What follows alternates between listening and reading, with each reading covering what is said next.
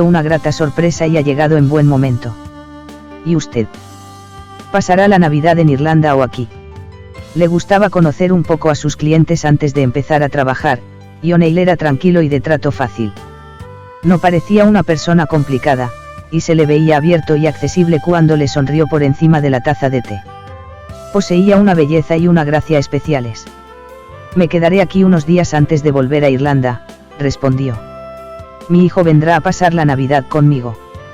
Estudia en el MIT en Massachusetts, es un chico brillante, un genio de la informática. Tenía 7 años cuando murió su madre, y se crió conmigo. Desde que estudia en Estados Unidos lo echo mucho de menos. A él le gusta más estar aquí que en Dublín. Luego se marchará a esquiar con unos amigos. Estamos muy unidos, dijo Finn con orgullo, y entonces la miró fijamente. Job le despertaba curiosidad. ¿Usted tiene hijos? No. Ella sacudió la cabeza despacio. No los tengo. La respuesta sorprendió a Finn. Job daba otra impresión, no tenía el aspecto de esas mujeres volcadas en su trabajo que deciden no tener hijos. Se la veía más bien maternal y desprendía una evidente ternura. Hablaba a media voz y parecía amable y dispuesta a entregarse a las personas de su entorno. ¿Está casada? Le miró la mano izquierda, no llevaba anillo. No. Entonces Job se sinceró un poco. Lo estaba. Mi marido era un cirujano cardiovascular que daba clases en Harvard. Su especialidad eran los trasplantes cardiopulmonares. Se retiró hace 10 años. Y llevamos más de 2 divorciados. En mi opinión, la jubilación acaba con las personas. Yo pienso seguir escribiendo hasta que me den la patada. No sabría qué otra cosa hacer si no. Para su marido el retiro fue muy duro. Seguro que sí. Los cirujanos son una especie de héroes, y supongo que en Harvard aún más. No tenía elección. Se puso enfermo, dijo ella en voz baja. Eso es aún peor. Debió de resultarle muy difícil tomar la decisión. Tiene cáncer. Quería saber cosas de ella, y mientras hablaban Job se fijó en los movimientos de su rostro y en el intenso azul de sus ojos. Por suerte iban a hacer las fotografías en color, habría sido una lástima no plasmar el auténtico tono de esos ojos. Eran los más azules que había visto jamás. No, Parkinson. Dejó de operar en cuanto se enteró. Aún así siguió dando clases durante varios años, pero al final también acabó dejándolo. Lo pasó muy mal. Seguramente usted también. Debe de ser un revés brutal para un hombre en mitad de una carrera así. El divorcio fue por eso. Entre otras cosas, dijo ella con vaguedad, echando otro vistazo a la sala. Había una fotografía de Finn con un muchacho rubio y bien parecido que Job supuso que era su hijo, y él asintió al ver que la miraba. Es mi hijo, Michael. Como decía, desde que está en la universidad lo echo mucho de menos. Me cuesta acostumbrarme a no tenerlo cerca. Se crió en Irlanda. Job sonrió ante la imagen. El joven era tan atractivo como su padre. Conmigo vivió en Nueva York y en Londres. Me trasladé a Irlanda 2 años después de que ingresara en la universidad. Él es estadounidense de pies a cabeza, pero yo no lo he sido nunca, siempre me he sentido distinto, tal vez porque mis padres no nacieron allí. Ellos no hacían más que hablar de regresar a Irlanda, así que es lo que yo acabé haciendo. ¿Y en Irlanda se siente como en casa?, preguntó Job cuando sus miradas se cruzaron. Ahora sí. He recuperado la casa familiar, aunque tardaré un siglo en restaurarla. Prácticamente se estaba derrumbando cuando conseguí hacerme con ella, y aún hay zonas que están fatal. Es una gran mansión palladiana, diseñada por Sir Edward Lovett Pearce a principios del siglo XVIII. Por desgracia, mis padres murieron mucho antes de que pudiera recuperarla, y Michael cree que me he vuelto majareta. Sobre la repisa de la chimenea había una fotografía de la casa, y se la entregó a Job. Era una construcción enorme de estilo clásico con una amplia escalinata en la fachada principal y los laterales redondeados y bordeados por columnas. En la fotografía, Finn aparecía frente a la casa montando un elegante caballo negro. Tenía todo el aspecto de ser el amo y señor de la finca. Es una casa impresionante, observó Job admirada. Supongo que la restauración le llevará mucho trabajo. Así es, pero yo lo hago por gusto. Algún día se la dejaré en herencia a Michael.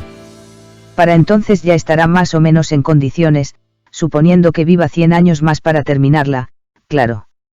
Al decirlo, se echó a reír, y Job le devolvió la fotografía. Ahora lamentaba que la sesión de fotos no tuviera lugar allí. En comparación con el palacete palladiano, la casa de Londres parecía ridículamente pequeña. Claro que lo que el editor quería era un primer plano, y para eso la acogedora sala en la que se encontraban era más que suficiente. Será mejor que avise a mi ayudante para que se prepare, dijo Job poniéndose en pie. Tardaremos un rato en disponerlo todo.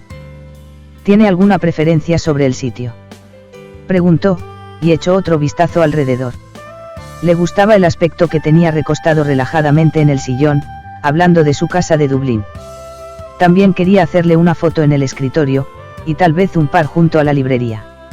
Siempre resultaba difícil saber cuándo entraría en juego la magia, hasta que en algún momento de la sesión conectaba con el cliente. Este parecía fácil de retratar, era abierto y relajado en todos los aspectos. Y al mirarlo a los ojos tuvo la sensación de que era la clase de hombre en quien se podía confiar. Transmitía calidez y buen talante, como si fuera capaz de tolerar sin problemas las rarezas de la gente y los caprichos de la vida. Y en sus ojos se atisbaba un gesto risueño. También resultaba sexy, pero de un modo distinguido, aristocrático. En él no había nada sórdido, por mucho que el representante de Job le hubiera advertido de que era una especie de Don Juan. Al verlo, comprendió que era fácil confundir las cosas. Desprendía un gran encanto, parecía muy considerado y físicamente era un monumento de hombre. Job sospechaba que si se proponía dar rienda suelta a su atractivo, debía de resultar difícil resistirse. Se alegraba de que en su caso la relación fuera estrictamente laboral y no tuviera que verse en esa tesitura. Finn había elogiado mucho su trabajo. Por las preguntas que le había hecho y las cosas de las que le había hablado, Job supo que había buscado información sobre ella en Internet. Parecía saberse de cabo a rabo la lista de los museos en los que había expuesto, y de algunos la mayoría de las veces ni siquiera ella se acordaba. Se había informado muy bien. Job regresó a la planta baja y ayudó a Fiona a seleccionar el material.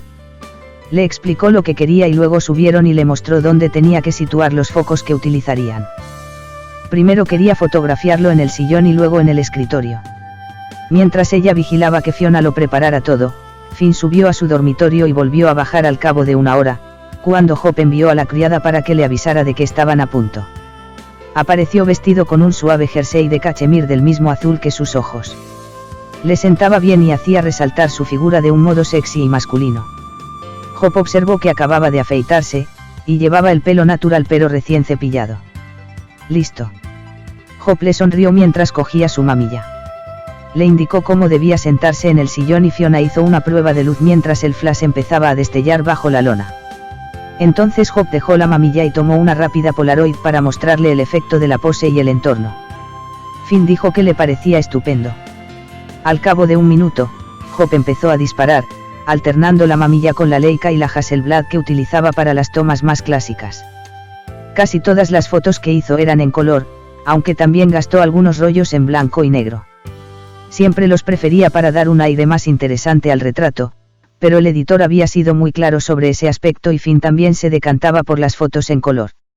Dijo que era más natural de cara a mostrar su imagen a los lectores y facilitarles que conectaran con él, y le parecía mejor que una fotografía más artística en blanco y negro en la contracubierta.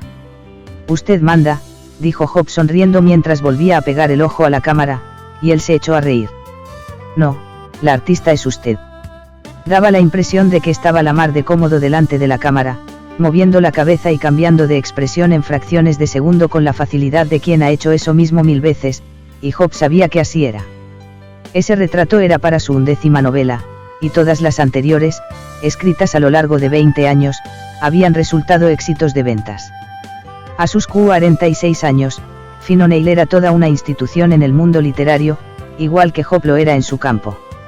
Habría resultado difícil decidir cuál de los dos era más famoso o más respetado. Estaban igualados en cuanto a la reputación y el talento en sus respectivas especialidades. Trabajaron una hora seguida, durante la cual Job no paró de alabar a Finn por la gracia de sus movimientos y su giro de cabeza hacia la derecha. Estaba casi segura de que había conseguido la mejor foto durante la primera media hora, pero la experiencia le decía que no debía dejarlo ahí. Indicó a Fiona que cambiara la posición de los focos para alumbrar el escritorio y le sugirió a Finn que se tomara un descanso de media hora, y tal vez que se cambiara y se pusiera una camisa blanca con el primer botón desabrochado. Él le preguntó si prefería parar para comer, pero Hope le dijo que, si no le importaba, prefería seguir trabajando. No quería que se estropeara la atmósfera, o sentirse lenta y perezosa por culpa de la comida. Había descubierto que solía ser mejor terminar el trabajo de una tacada cuando tanto ella como el retratado se sentían a gusto. Una comida larga o una copa de vino podían romper la magia para alguno de los dos o para ambos, y no quería que eso sucediera. Estaba encantada con lo que estaban consiguiendo. Finn O'Neill era una delicia posando, y también resultaba divertido charlar con él. El tiempo volaba. Media hora más tarde regresó a la sala de estar ataviado con una camisa blanca, tal como Hope le había aconsejado, y se sentó en su bonito escritorio doble. Hope retiró el ordenador porque resultaba inapropiado en ese lugar. Retratar a Finn era muy agradecido, hacía payasadas, contaba anécdotas e historias graciosas sobre conocidos artistas y escritores, hablaba de su casa de Irlanda y de las curiosas situaciones en que se había visto durante los viajes promocionales de los libros que había hecho en su juventud. En un momento dado, los ojos se le arrasaron de lágrimas al hablar de su hijo y de cómo había tenido que criarlo solo tras la muerte de su madre.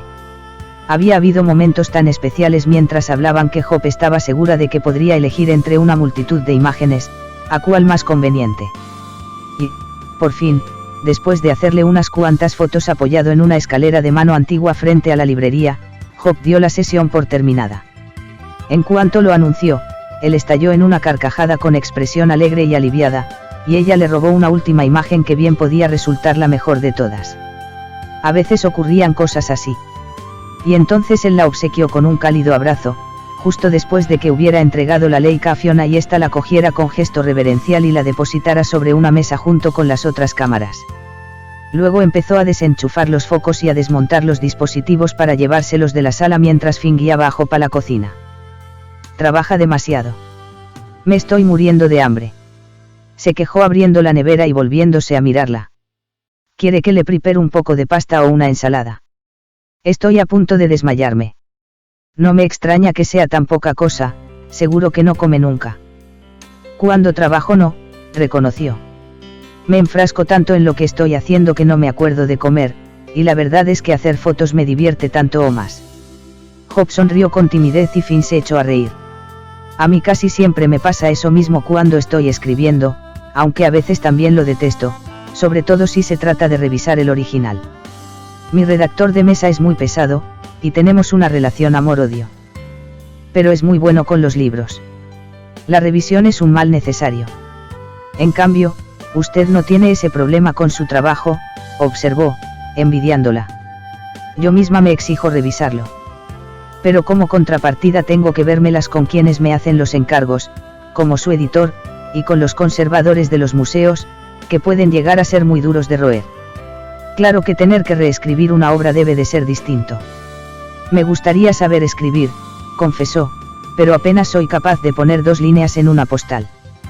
Para mí todo es visual, veo el mundo a través de una lente, incluso el alma de las personas. Ya lo sé, eso es lo que admiro de su trabajo, y por lo que le pedí a mi editor que le encargara a usted la foto para la solapa del libro. Se echó a reír y se dispuso a preparar hábilmente una tortilla para los dos, moviéndose como un torbellino en la diminuta cocina. Mientras hablaban, ya había preparado la ensalada. Espero que mi alma no se revele demasiado negra en las fotos que me ha hecho, dijo adoptando un aire preocupado, y ella lo miró fijamente. ¿Por qué habría de ser así? No he visto ninguna señal de que tenga el alma negra ni la personalidad oscura. Se me ha escapado algo. Tal vez cierta locura hereditaria de carácter amistoso, pero es inofensiva. Por lo que he leído sobre mis antepasados irlandeses, algunos estaban bastante chiflados. Pero, en general, eran más bien excentricidades, nada grave. Al decirlo, le sonrió. Eso no tiene nada de malo, señaló Hope con benevolencia mientras él servía las tortillas en sendos platos. Todo el mundo tiene un punto de chifladura. Después de separarme de mi marido, pasé una temporada en la India tratando de comprender lo que había ocurrido. Supongo que también podría considerárseme un poco loca, explicó, y tomaron asiento en la bella mesa de caoba del agradable comedor pintado de verde oscuro. En las paredes había colgadas escenas de caza y un cuadro de pájaros de un famoso pintor alemán. ¿Qué tal fue la experiencia?, preguntó Finn con interés. Siempre he querido viajar a la India, aunque de momento no lo he hecho. Fantástica, respondió Hope, y se le iluminaron los ojos. Fue la época más emocionante y plena de toda mi vida. Me cambió para siempre, ahora veo las cosas de otro modo, incluida a mí misma. Y es uno de los lugares más bellos del planeta. Acabo de inaugurar una exposición con algunas de las fotografías que hice allí. Creo que vi algunas publicadas en una revista, comentó Finn terminando la tortilla y disponiéndose a empezar con la ensalada. Eran imágenes de mendigos y niños, y había una de una increíble puesta de sol en el Taj Mahal. También visité unos cuantos lagos de una belleza impresionante. Son los lugares más románticos que se pueda imaginar, y otros, los más tristes. Me alojé durante un mes en el Hospital Madre Teresa, y también viví en un monasterio del Tíbet y en un ashram indio, donde volví a conectar conmigo misma. Creo que podría haberme quedado allí para siempre. Él la miró a los ojos y vio mucha profundidad y mucha paz, y más allá de eso, en lo más hondo, vio dos abismos de tristeza. Reparó en que Hope era una mujer que había sufrido y se preguntó si tan solo se debía al divorcio y a la enfermedad de su marido.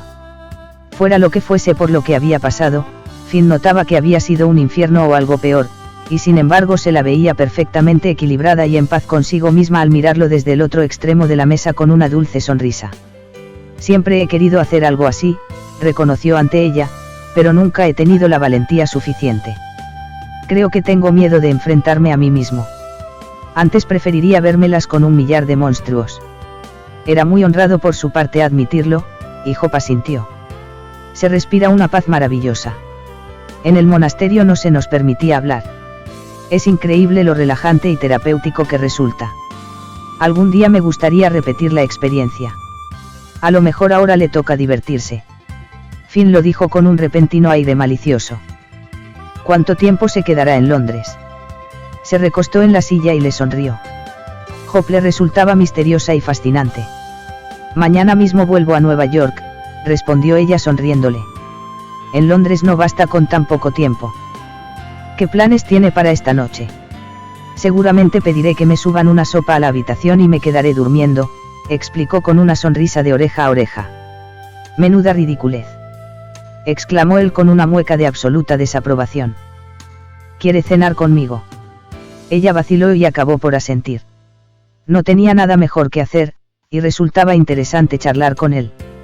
No he traído ropa decente, confesó con aire de disculpa. No la necesita.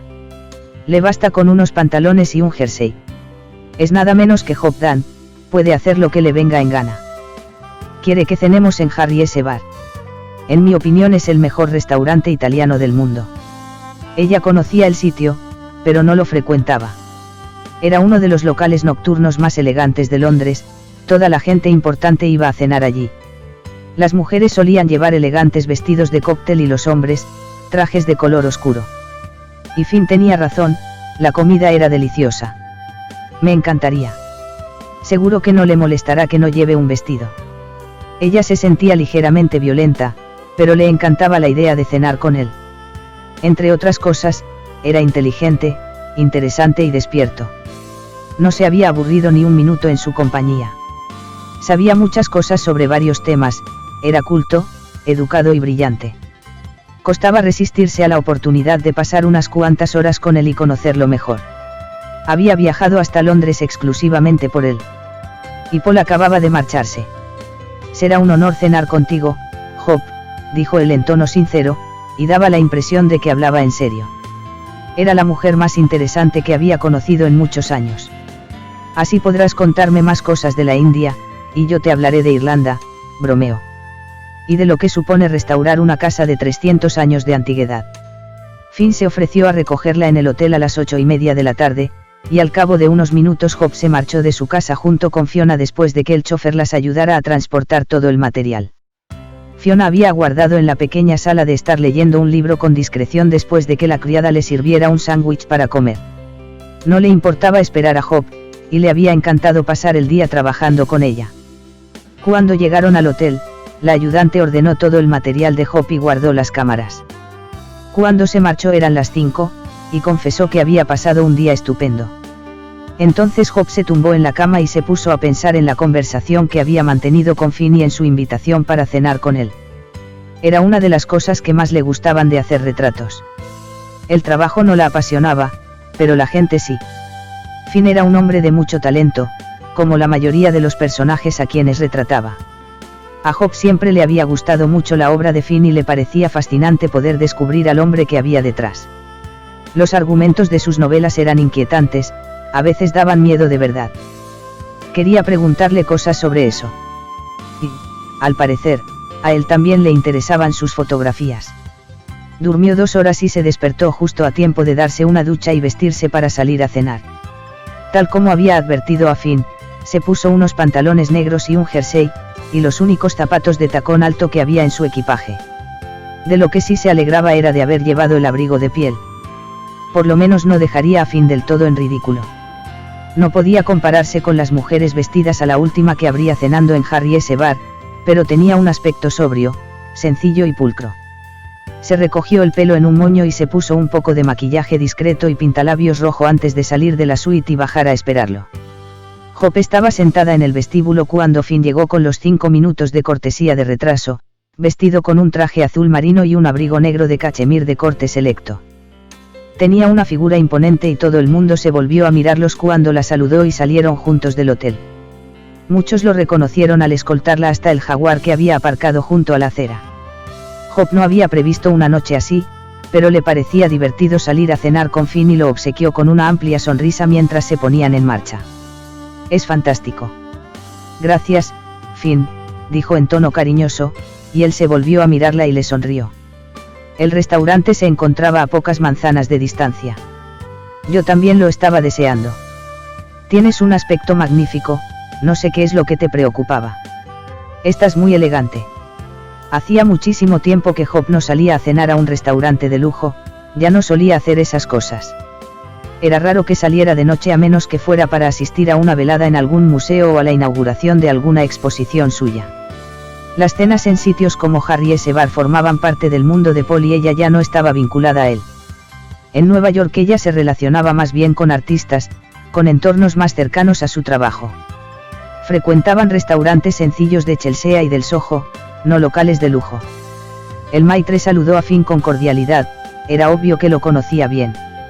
Los acompañó hasta una mesa tranquila situada en un rincón, cruzando junto a otras con comensales de tiros largos procedentes de distintos países. Job oyó hablar en italiano, árabe, español, ruso, alemán y francés, además de en inglés. En cuanto se sentaron, Finn pidió un martini. Job optó por una copa de champán mientras miraba alrededor. Las paredes estaban decoradas con las mismas caricaturas de siempre, no había cambiado nada desde la última vez que estuvo allí con Paul. «Cuéntame cómo empezaste a hacer fotos», inquirió Finn mientras le servían las bebidas, y Job dio un sorbo de champán y se echó a reír. «Me enamoré de las cámaras a los 9 años. Mi padre daba clases en Dartmouth y mi madre era pintora. Fue mi abuela quien me regaló una cámara por mi cumpleaños, y el flechazo fue instantáneo. Yo era hija única, así que estaba acostumbrada a entretenerme sola. Y en New Hampshire, donde me crié, la vida era muy tranquila. A partir de que tuve la cámara en las manos, no me aburrí nunca». «¿Y tú?», preguntó. «¿Cuándo empezaste a escribir?». «Me pasó igual que a ti. Empecé de pequeño. También era hijo único y me pasaba los días leyendo.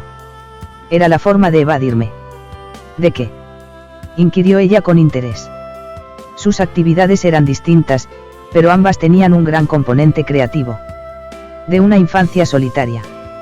Mis padres estaban muy unidos y yo siempre tuve la sensación de que sobraba.